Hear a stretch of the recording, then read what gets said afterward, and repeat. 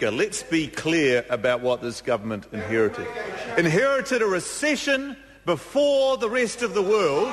This country was in recession before the global financial crisis, Mr. Speaker.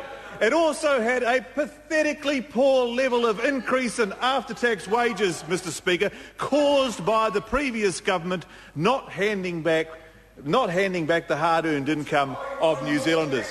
We also inherited a projected decade of deficits because when the recession arrived and the tide went out, their high levels of government expenditure were a decade of deficits. That's what we inherited, Mr. Speaker. We also inherited, just so that we're clear, a record number of New Zealand graduates living overseas. Massive numbers of New Zealand graduates. So if you're talking about the flight of New Zealanders, it was done under the Labour government over the 9 years it was in office. And there are other things. There's also, they criticise us about corrections.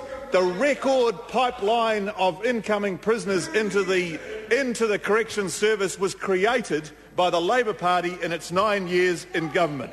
And further, Mr. Speaker, they tipped a whole lot of money in a whole range of areas, even one I happen to know a little bit about called tertiary education, and they tipped a massive amount of money in there, and over that period they did not increase the number of graduates per year coming out of our universities once at all.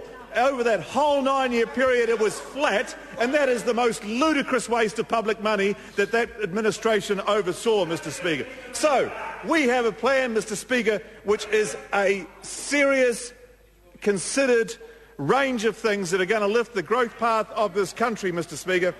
And I thought, given that Mr. Cunliffe doesn't understand it, I'll take him through it briefly.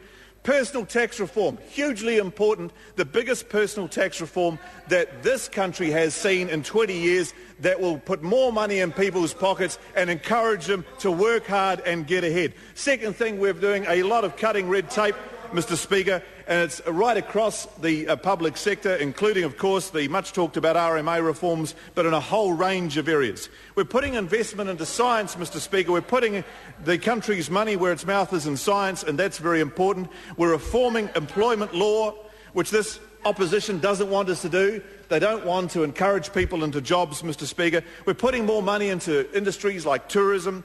We're lowering company taxes, Mr. Speaker, down to 28 cents in the dollar, which will give us a lift over the Australians. We're sorting out Canterbury irrigation, Mr. Speaker, one that the other side admitted that they should have done over their period in office. Only 9 years, you understand. It's hard to get round to doing things when you've only got 9 years. They didn't sort it out, and we have sorted it out. We've grasped the metal, Mr. Speaker. Speaking of which, Auckland governance reforms.